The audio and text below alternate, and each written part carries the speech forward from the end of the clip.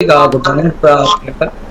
देखिए, मुझे लग रहा है कि ये जो 2000 रुपया का नोटबंदी हुआ है, मेरे ख्याल से सितंबर 23 में इनकी लीगैलिटी नहीं रहेगी।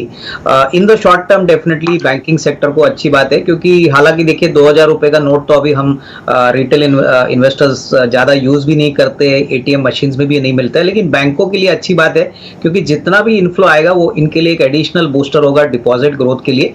और उस पॉइंट ऑफ व्यू से मैं समझता हूँ कि एसबीआई काफ़ी वेल पोजिशनड है, क्योंकि ज्योग्राफिकल रीच इनका बड़ा है, तो ऑब्वियसली डिपॉजिट का जो शेयर है ऐसे 2000 रुपए का नोट का, तो उनको डेफिनेटली काफी सिग्निफिकेंट फायदा होना चाहिए। ऑलरेडी हमने देखा है कि डिपॉजिट ग्रोथ बहुत स्ट्रांग है, लेकिन ये जो एडिशनल बूस्टर रहेगा ये शायद आपको फर्स्ट हाफ तक सस्टेन लगने की कोशिश रहेगी।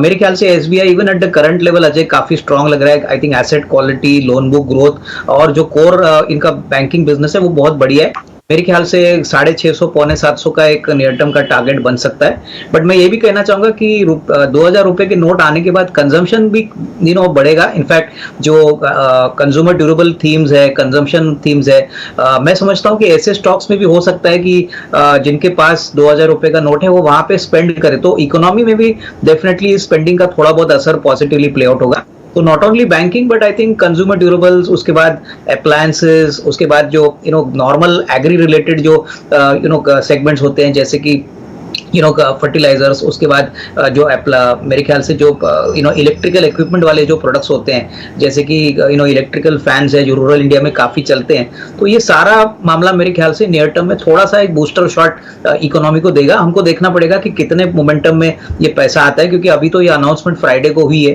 टाइम सितंबर तक है, तो मेरे ख्याल से धीरे धीरे सही, लेकिन डेफिनेटली आपको इन सारी सेक्टर्स की कंपनीज में फोकस करना चाहिए। लग रहा है कि देखिए नंबर्स जो खराब आ गए हैं वो मार्केट के अनुमान के हिसाब से ही है। आई थिंक एक्सपेक्टेशन भी काफी कम थी, पिछले 2 क्वार्टर से ही मैनेजमेंट कमेंट्री भी काफी वीक थी, और ओवरऑल जो इनका प्राइसिंग प्रेशर था मेरे ख्याल से वो प्ले आउट हो चुका है।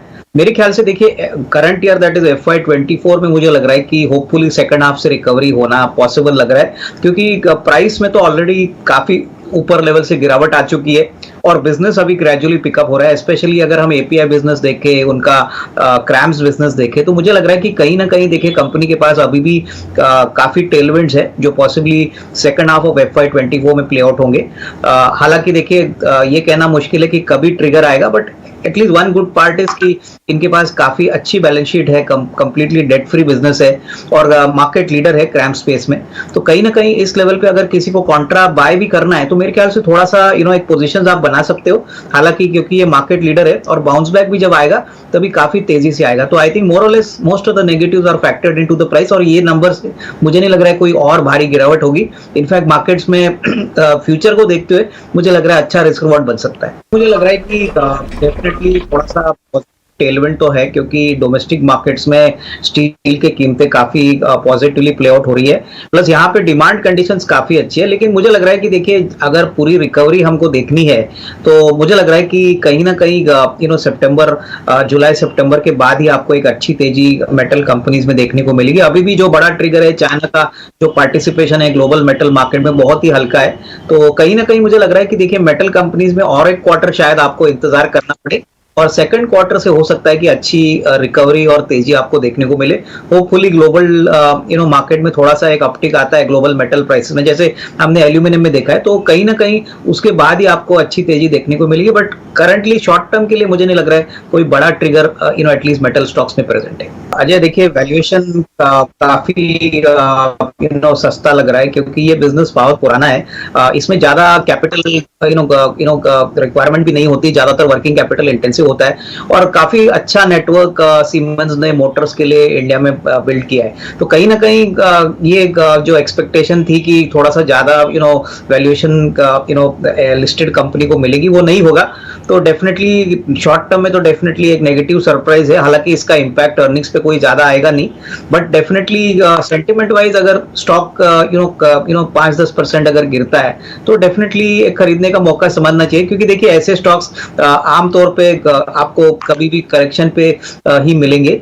नॉर्मली इनका वैल्यूएशन जो होता है वो प्रीमियम पे होता है, और ऑब्वियसली एमएनसी है, काफी अच्छी बैलेंस शीट है, प्लस मैक्रो टेलविंड्स भी बहुत अच्छे हैं। तो मुझे लग रहा है कि जिनको 1.5-2 साल का टाइम फ्रेम के साथ काम करना है, ये correction should be good opportunity to accumulate. ये जो सेल है इसका कोई बड़ा इंपैक्ट आएगा नहीं, बट हाँ सेंटिमेंट के लिए हो सकता है कि अगले 2-3 दिन या हफ्ते भर के लिए स्टॉक थोड़ा अंडर परफॉर्म करे।